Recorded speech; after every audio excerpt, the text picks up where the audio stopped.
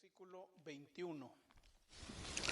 Hechos capítulo 2, versículo 21. Dice la palabra del Señor de la siguiente manera. Hechos capítulo 2, versículo 21. Y todo aquel que invocare el nombre del Señor será salvo. El tema en esta ocasión que vamos a estar considerando se titula El poderoso plan de salvación. En el año 33 después de Cristo, en Jerusalén, el día de la fiesta de Pentecostés, donde el apóstol Pedro estaba predicando a una multitud de judíos de todas las naciones bajo el cielo, proclamó un mensaje que literalmente cambió la vida de como 3,000 personas. Como 3,000 almas ese día comenzaron una nueva historia. Ese mensaje es uno que sigue existiendo a través de los pasillos del tiempo y está fresco hoy en día como lo estuvo el mismo día que se predicó allí en Jerusalén. El mensaje que Pedro predicó ese día era el poderoso plan de salvación. En solo unos cuantos versículos, Pedro pudo, con la ayuda del Espíritu Santo, proclamar el mensaje que puede cambiar la vida de todos los que lo escuchan y lo reciben. Es un mensaje que no ha cambiado ni ha perdido su fuerza. Es un mensaje que todavía trae esperanza a los desesperados, vida a los muertos en el pecado y perdón a los que luchan bajo la carga de sus pecados. Hoy quiero que meditemos en ese mensaje. Yo no sé si usted alguna vez ha escuchado este poderoso plan de salvación. Yo no sé si usted ya lo recibió. Yo no sé si usted lo ha dejado de lado. Cualquiera que sea la situación, es importante que hoy estemos meditando en esta enseñanza bíblica. Es una enseñanza muy importante porque muchas iglesias hoy en día ya no predican el plan bíblico de salvación. Están cambiándolo. Los líderes religiosos están dando un mensaje distinto, diferente al plan de salvación de Dios. Tal vez han escuchado las enseñanzas ofrecidas por muchas denominaciones. Han escuchado una lista de lo que se debe y no se debe hacer y simplemente han tratado de involucrarse en enseñanzas que no están respaldadas con las Escrituras. Quiero que sepan, hermanos y amigos, que esta mañana el plan de salvación que vamos a estar considerando no es el plan que ha diseñado una iglesia. No es el plan que ha salido de esta mente vacía. Es el plan bíblico de salvación. Es ese plan antiguo como el mismo Dios. Es un plan que no es nuevo. Es un plan que está en las Escrituras. Es un plan que necesita escuchar y sobre el cual debe tomar una decisión. Así que, ¿de qué se trata ese poderoso plan de salvación? Bueno, dijo el apóstol Pedro, y todo aquel que invocare el nombre del Señor será salvo. Este es un mensaje poderoso, y es poderoso por el alcance que tiene el mensaje. Fíjese qué poderoso es porque dice, todo aquel, toda persona tiene acceso al plan de salvación. Hay muchas cosas en la vida que son exclusivas.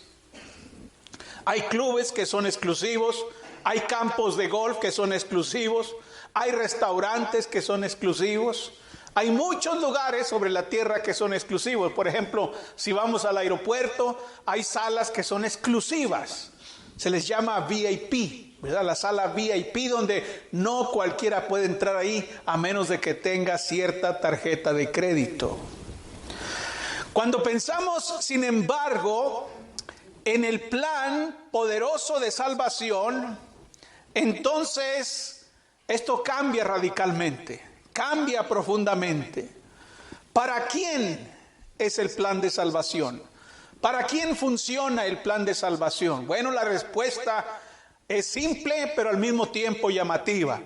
El poderoso plan de salvación es para cualquiera, porque cualquier persona puede ser salvo sin importar su estamento o su raza.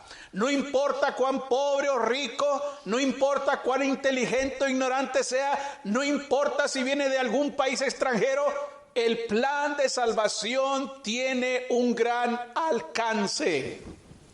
El plan de salvación puede salvar a todos. Recuerdo cuando aquel hombre moribundo estaba en la cruz ahí en un lado de Jesús. ¿Quién iba a pensar que ese hombre pudiera salvarse? ¿Quién iba a pensar que ese hombre que vivió en la delincuencia y en la maldad durante toda su vida, desde que se hizo joven, vivió delinquiendo, pecando y maldiciendo, hasta que finalmente terminó clavado en una cruz, y en ese momento dijo: acuérdate de mí, Señor, cuando vengas en tu reino? Y el Señor le dijo: de cierto te digo que hoy estarás conmigo en el paraíso. Vean el alcance de la salvación.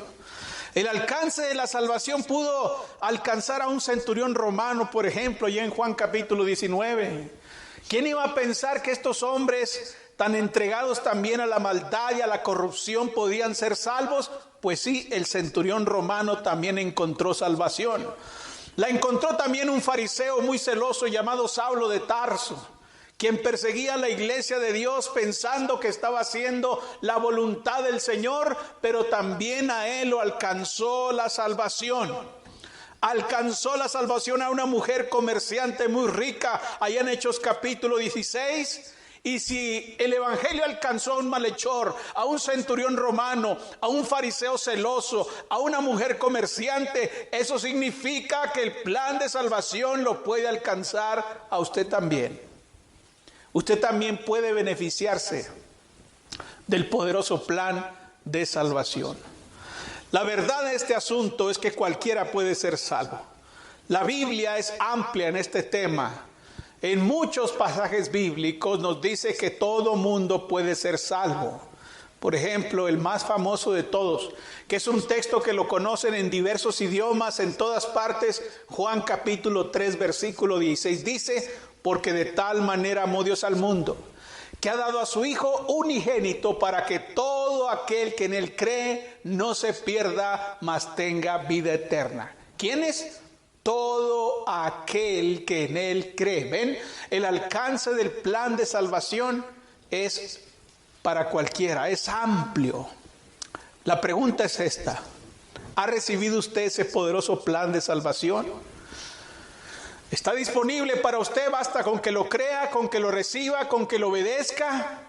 No importa su condición, si es pobre o rico, no importa cuán inocente crea que es, no importa cuán perverso y miserable se haya convertido, el plan poderoso de salvación también es para usted. En segundo lugar, el apóstol Pedro dijo: y todo aquel que invocare el nombre del Señor será salvo. El poderoso plan de salvación tiene esta característica, hermanos, de su simplicidad. Es simple el plan de salvación. Estas palabras no solamente nos indican el alcance poderoso del evangelio, sino también el modo en que los hombres de todas las naciones pueden gozar de la salvación de sus almas. Una cosa es saber o conocer el plan de salvación, pero una cosa distinta es obedecerlo, entender cómo recibirlo. Afortunadamente la Biblia nos dice exactamente cómo podemos ser salvos. ¿Qué significa invocar el nombre del Señor? ¿Significa pararse en medio de la calle y empezar a gritar Jehová, Jehová o Señor, Señor? ¿Significa eso? No, claro que no. No está hablando de pegar de gritos y decir Señor, sálvame, sálvame, voy a estar gritando ahí. No significa eso. Yo recuerdo una ocasión que fui a una iglesia pentecostal allá en Zacatecas y la gente estaba grite y grite, una gritería tremenda, y llegué y les pregunté: oiga, pero ¿por qué están gritando tanto? Y dice: es que la Biblia dice, el que invocar el nombre del Señor será salvo. Ellos entendían que hay que estar gritando. Pero esa no es la idea del pasaje bíblico.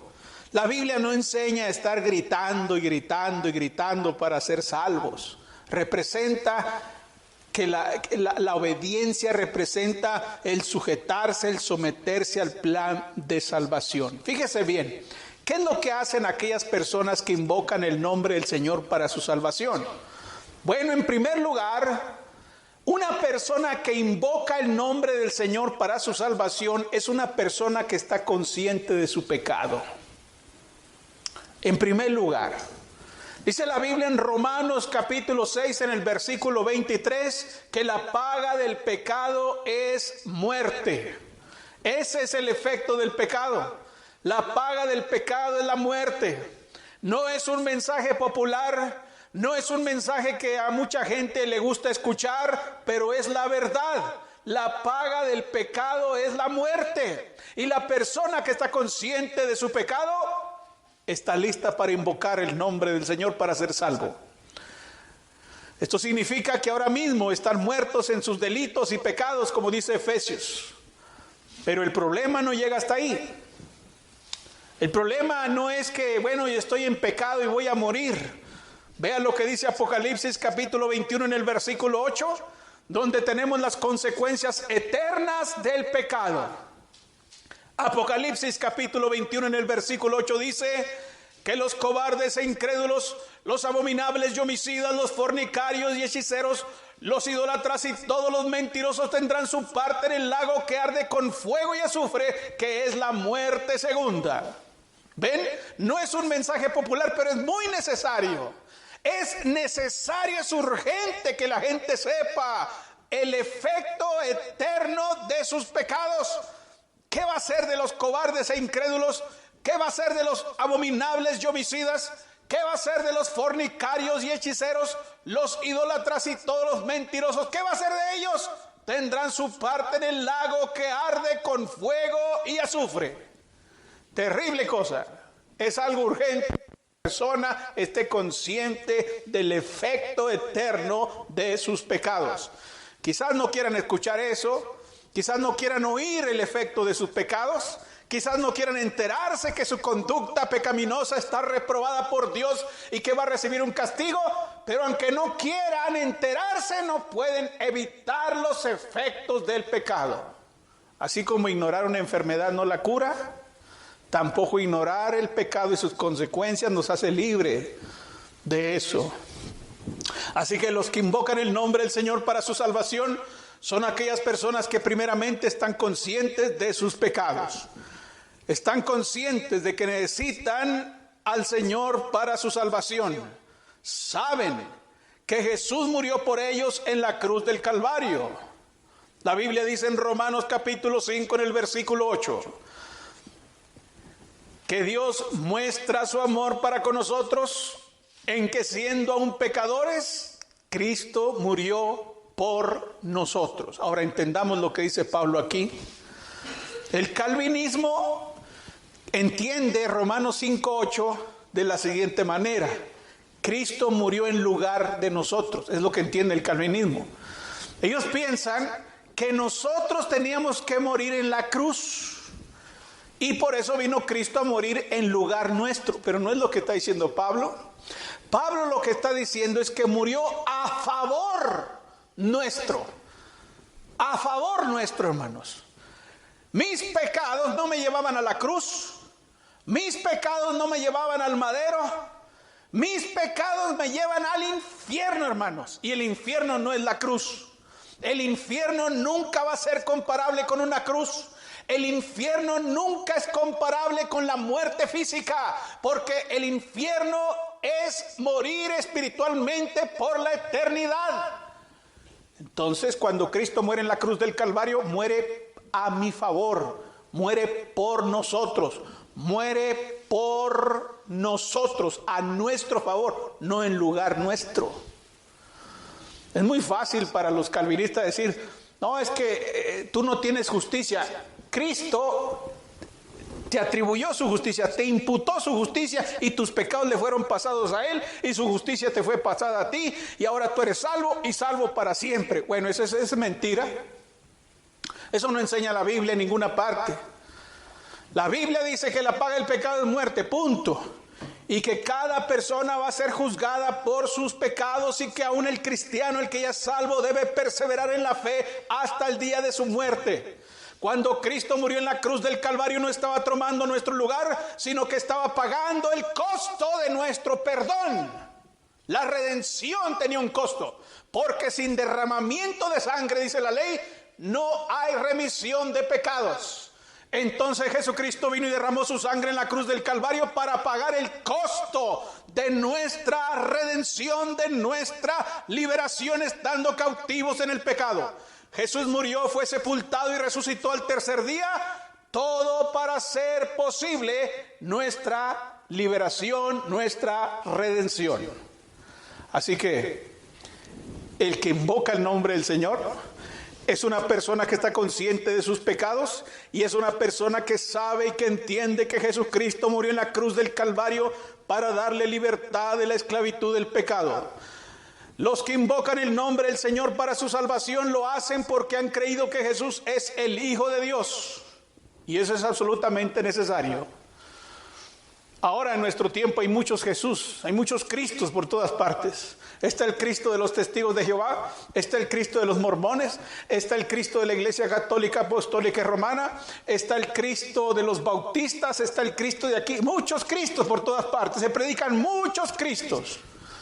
Pero el Cristo en el que yo debo creer es el Hijo del Dios viviente. Eso es lo que yo tengo que creer.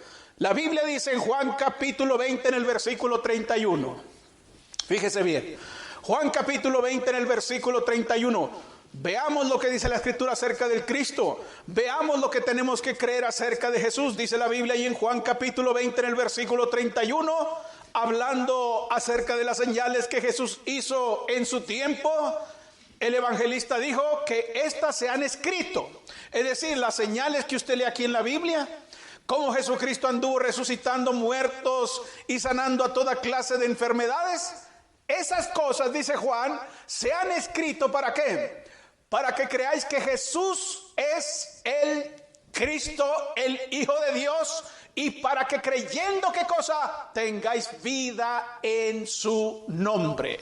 Por tanto, las personas que invocan el nombre del Señor para su salvación son aquellas que están conscientes de sus pecados, son aquellas que saben y han entendido que Jesucristo murió por ellos en la cruz del Calvario, y son personas que creen de todo corazón que Jesucristo es el Hijo de Dios. Hoy en día muchas personas son llamadas ¿a qué?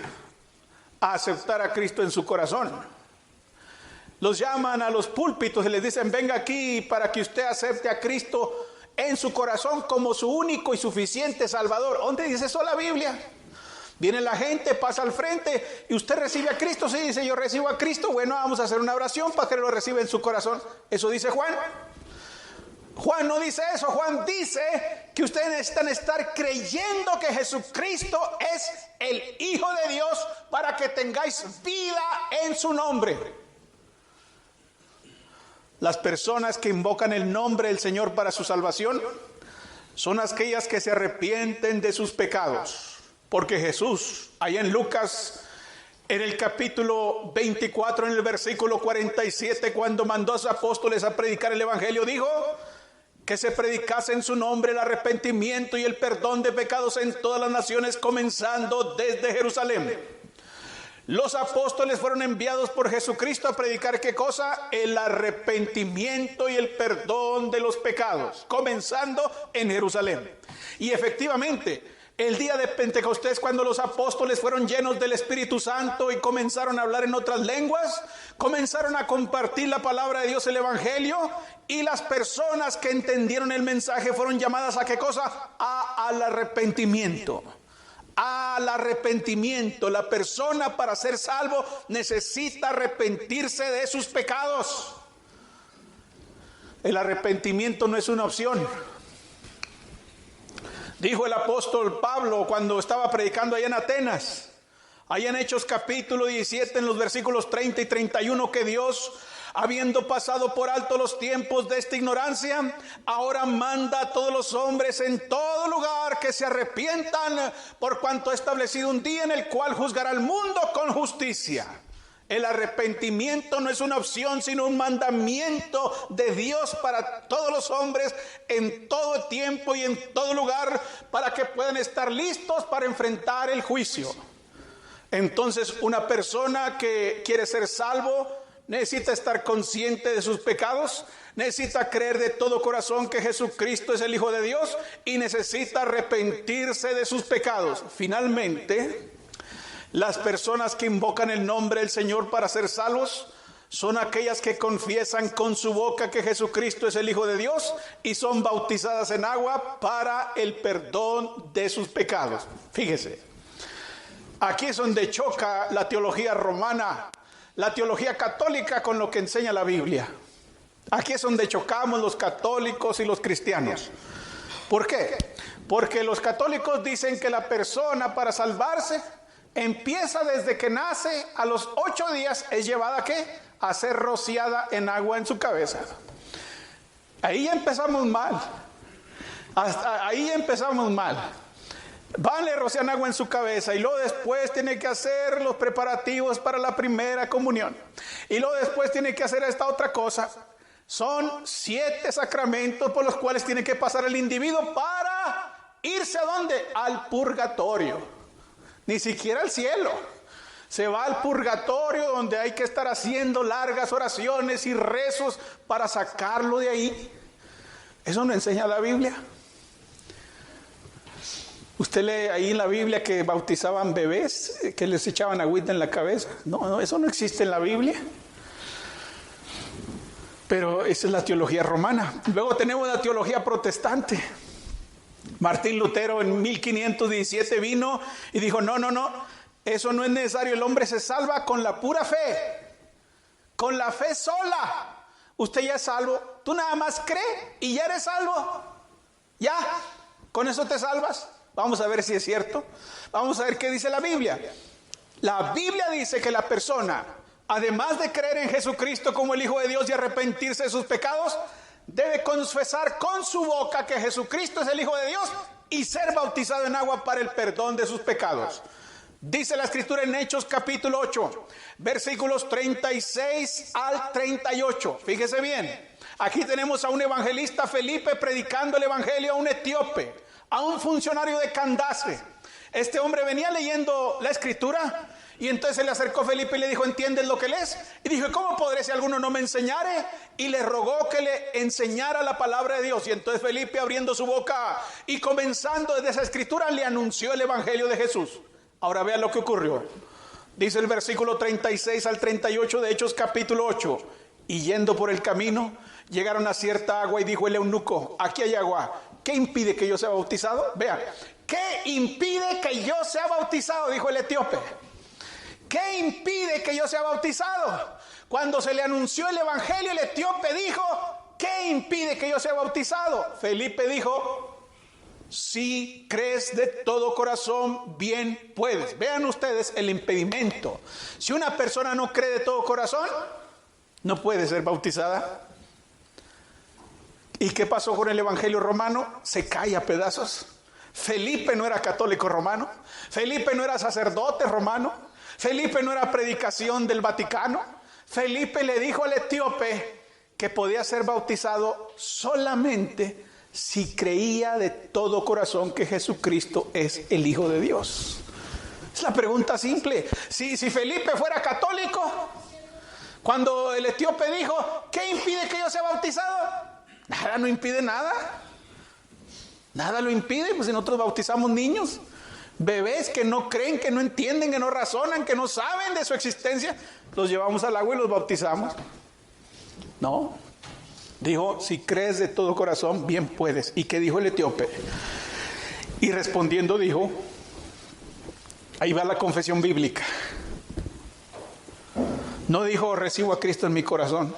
No, dijo, creo que Jesucristo es el Hijo de Dios. Fíjese, lo mismo que dijo Juan, allá en Juan capítulo 20. que era necesario creer en Jesucristo como el Hijo de Dios para tener vida eterna, y el etíope exactamente lo que está confesando.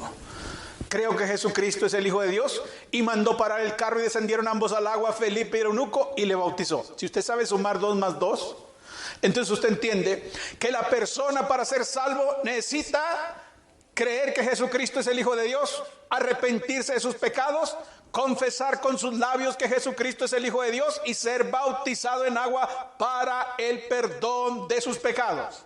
Eso mismo dijo Pedro allá en Hechos capítulo 2 en el versículo 38. Los que oyeron la predicación dijeron: varones hermanos, ¿qué haremos? Pedro les dijo: arrepentíos y bautícese cada uno de vosotros en el nombre de Jesucristo. ¿Para qué? Para perdón de los pecados, y recibiréis el don del Espíritu Santo. ¿Ven? La persona que invoca el nombre del Señor es la persona que es bautizada para el perdón de sus pecados. Véalo usted. Vamos a ver otro ejemplo en Hechos capítulo 22. Vean, en Hechos capítulo 22 es algo tremendo aquí. Tremendo. Vean esto, porque esto choca con el evangelio protestante. Aquí es donde tropiezan las denominaciones. Aquí chocan las denominaciones con este pasaje bíblico. Ellos dicen que la persona para salvarse, nada más con que crea, nada más con que confiese a Jesús como Señor y ya es salvo. Bueno, vamos a ver si es cierto. Aquí tenemos el caso de Saulo de Tarso en Hechos capítulo 22. Fíjese bien, yo no sé si usted ha leído esta historia completa. Dice en el versículo 6: pero aconteció que yendo yo, al llegar cerca de Damasco, Hechos 22:6, como a mediodía, de repente me rodeó mucha luz del cielo, y caí al suelo y oí una voz que decía: Saulo, Saulo, ¿por qué me persigues? Fíjense, primero, Saulo de Tarso experimenta una aparición del Señor, algo extraordinario, una señal milagrosa extraordinaria. El mismo Cristo le aparece a Saulo y le habla y le dice: Saulo, Saulo, ¿por qué me persigues? Yo entonces respondí: ¿quién eres, Señor? Y me dijo: yo soy Jesús de Nazaret, a quien tú persigues. ¿Cómo le dijo Saulo? ¿Quién eres, Señor? Saulo reconoce a Jesucristo como el Señor resucitado, le confiesa como Señor, le dice: Señor, ¿quién eres, Señor? Y los que estaban conmigo vieron a la verdad la luz y se espantaron, pero no entendieron la voz del que hablaba conmigo. Y dije: ¿qué haré? Otra vez le vuelve a decir: Señor. ¿Ven? Saulo de Tarso le confiesa como Señor.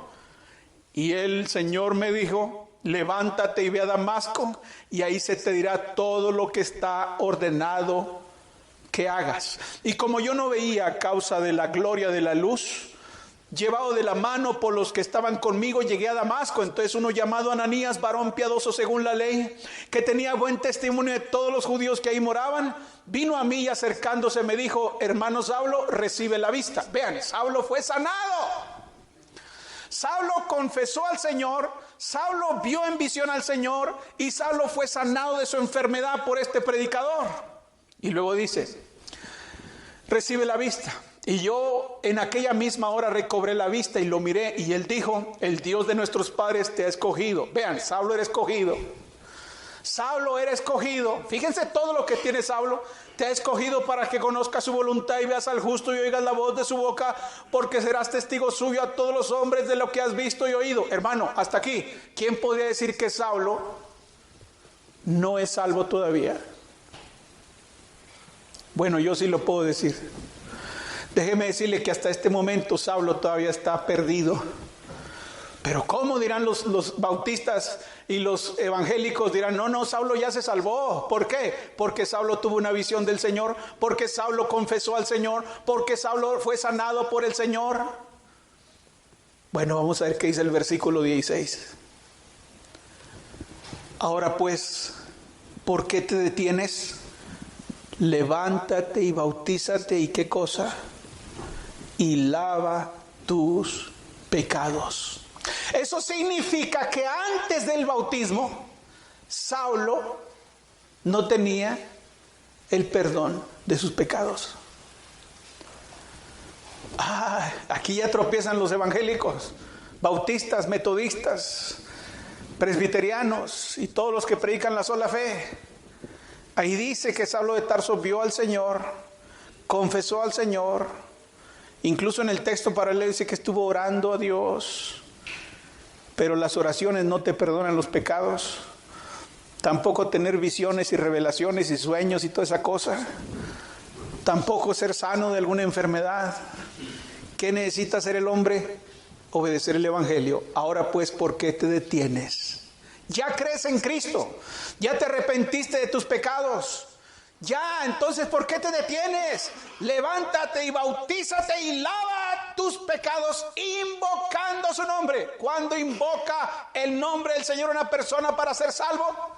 Cuando la persona finalmente llega y es bautizado. El que invocar el nombre del Señor será salvo. Entonces el pecador, para ser salvo, necesita creer que Jesucristo es el Hijo de Dios, necesita arrepentirse de sus pecados, necesita confesar con sus labios que Jesucristo es el Hijo de Dios y necesita ser bautizado para el perdón de sus pecados. Finalmente, hermanos,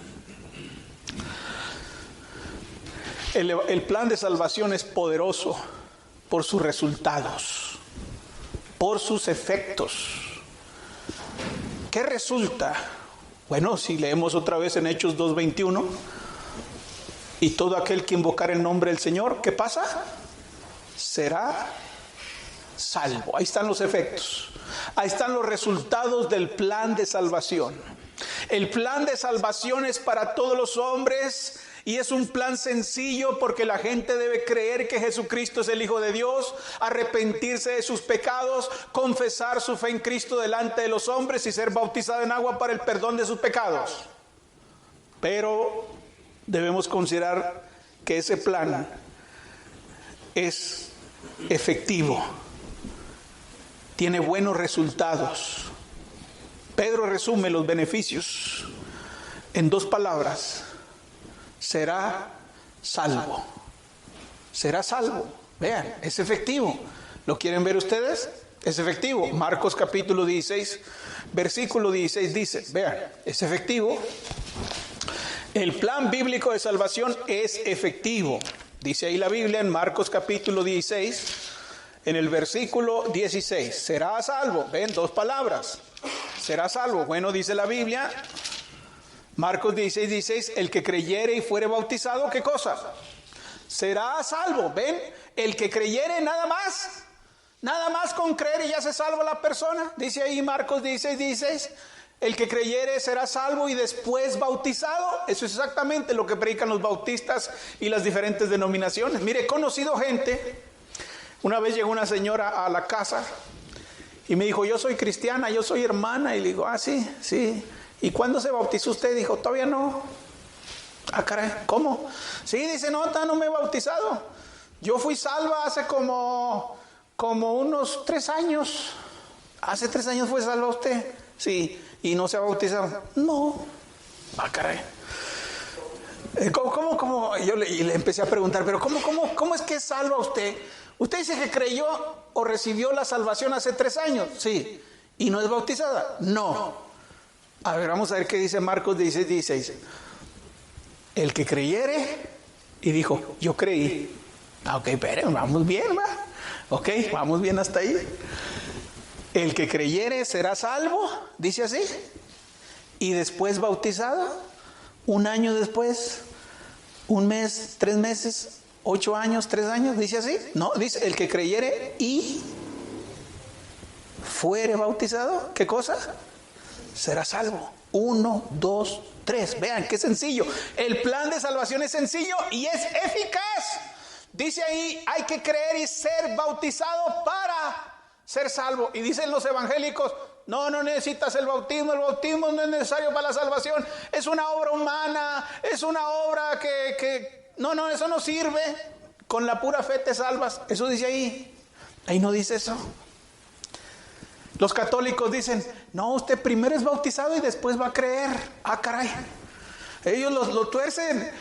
El que fuere bautizado y después va a creer cuando ya esté grandecito, va a creer. Pero ahí no dice eso. Ahí dice, primero tienes que creer y luego ser bautizado y hasta entonces serás salvo. Es lo que dice ahí. Es lo que está escrito. No hay teología que resista eso. Y es exactamente lo que predicaban los cristianos, los predicadores en esta época. Fíjense lo que dice en Hechos, capítulo 18. Hechos 18:8. Vamos a ver si predicaban eso. Dice la Biblia en Hechos 18:8. Vea lo que dice ahí. Hechos capítulo 18 en el versículo 8 dice: y Crispo, el principal de la sinagoga, creyó en el Señor con toda su casa, y muchos de los corintios, oyendo, creían y eran bautizados. ¿Ve? Creían y eran bautizados. ¿Por qué? Porque así dijo Cristo: el que creyere y fuere bautizado será salvo. El plan de salvación es efectivo.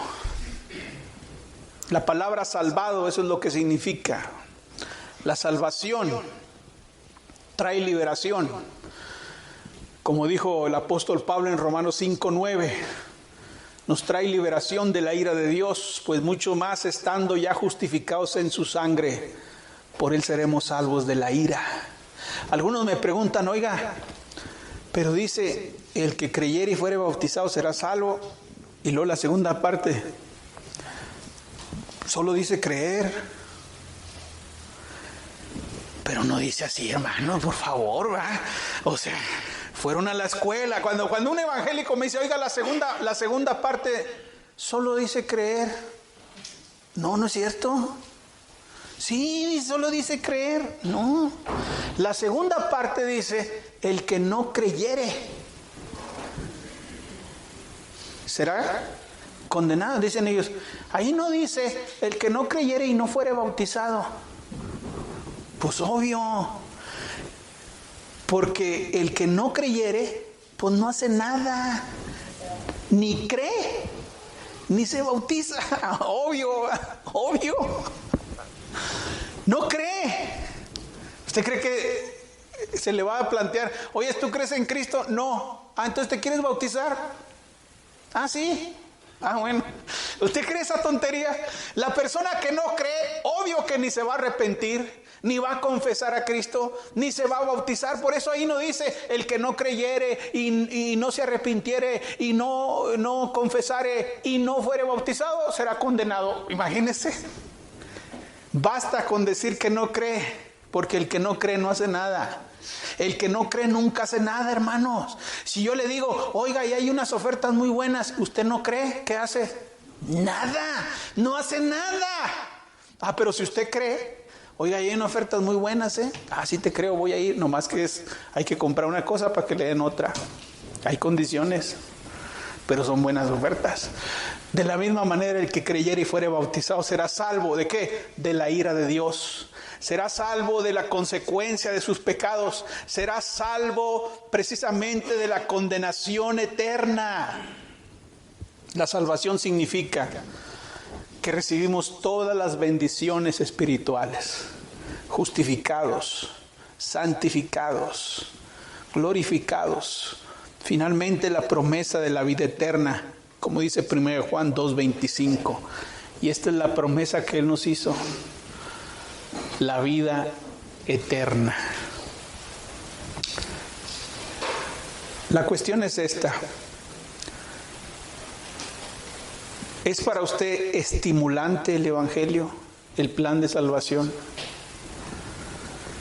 ¿Qué provocó ese mensaje en los que lo oyeron?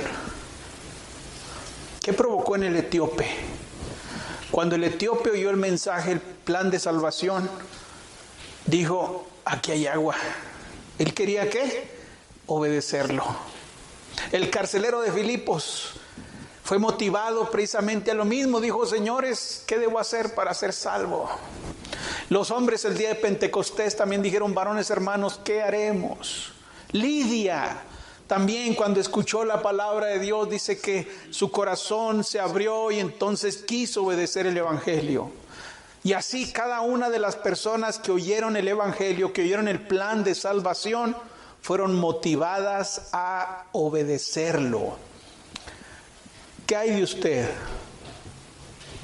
¿Usted está motivado a obedecerlo o a desobedecerlo? Pedro predicó el evangelio a una gran multitud y como 3,000 personas se salvaron. Como 3,000 personas fueron bautizadas ese día.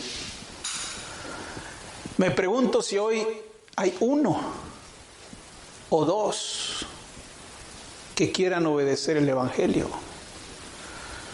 En aquel tiempo se predicó un sermón y como 3,000 personas se bautizaron. Lamentablemente hoy se predican 3,000 sermones y a veces ni uno. ¿Habrá alguien que quiera obedecer el evangelio entonces? Si estamos cansados del pecado, si estamos cansados de estar luchando en contra de Dios, si tenemos temor de terminar en el infierno, ¿qué debemos hacer? Bueno, ¿qué dijo Pedro allí mismo en Hechos capítulo 2? El que invocar el nombre del Señor será salvo. ¿Pero qué significa prácticamente? Bueno, dice Hechos 2, 38 y 39. Arrepentíos y bautícese cada uno de vosotros en el nombre de Jesucristo para perdón de los pecados y recibiréis el don del Espíritu Santo, porque para vosotros es la promesa y para vuestros hijos y para todos los que están lejos, para cuantos el Señor nuestro Dios llamare. De la misma manera, hacemos el llamado a todos los hermanos, a los que ya han obedecido el evangelio, a los que han caído de la gracia de Dios, a los que se han apartado de Dios, a los que están viviendo en el pecado, a que se arrepientan. ¿Qué puede hacer el cristiano cuando ha pecado? ¿Tiene que irse de rodillas por toda la cuadra? ¿Tiene que pagar una multa? ¿Qué tiene que hacer? Bueno, el apóstol Juan responde en la primera carta de Juan capítulo 1 en el versículo 9. Para que no se pierda de los beneficios del poderoso plan de salvación, dice Juan, primera de Juan 1:9, si confesamos, vea cómo se incluye él. Juan se incluye. Si confesamos, él se incluye. Esto es para los cristianos. Esto es para aquellos que ya han obedecido el evangelio. Si confesamos nuestros pecados, él es fiel y justo para perdonar nuestros pecados y limpiarnos de toda maldad. Vea cómo Juan siempre se incluyó. Si confesamos nuestros pecados, limpiarnos, él se incluye. Él está diciéndole al cristiano, esto es lo que tienes que hacer si has caído de la gracia, si te has apartado de Dios. Pero esto tiene que ser hecho hoy. Hoy es el día, no otro día. Hoy es el día de salvación. Hoy es el día en que podemos ponernos a cuentas con Dios para perseverar firmes hasta el día de nuestra muerte o hasta el día en que el Señor venga a recogernos. Puestos de pie entonces. Hay una iglesia preciosa que la Biblia describe así. Estimado oyente, ¿desea conocer más de la palabra de Dios? La Iglesia de Cristo en la Colonia Constituyentes le invita a sus actividades los domingos a las 10 de la mañana. Estamos ubicados en la calle Juan J. Méndez, número 7744 de la Colonia Constituyentes. En internet nos puede localizar en www.iglesiadecristoenjuarez.com. iglesiadecristoenjuarez.com. Estaremos esperando noticias suyas. Que el Señor le bendiga. Ven a la iglesia de Cristo, oh, ven donde seas feliz. Otro sitio nunca encontrarás, cual la iglesia de Cristo el Señor.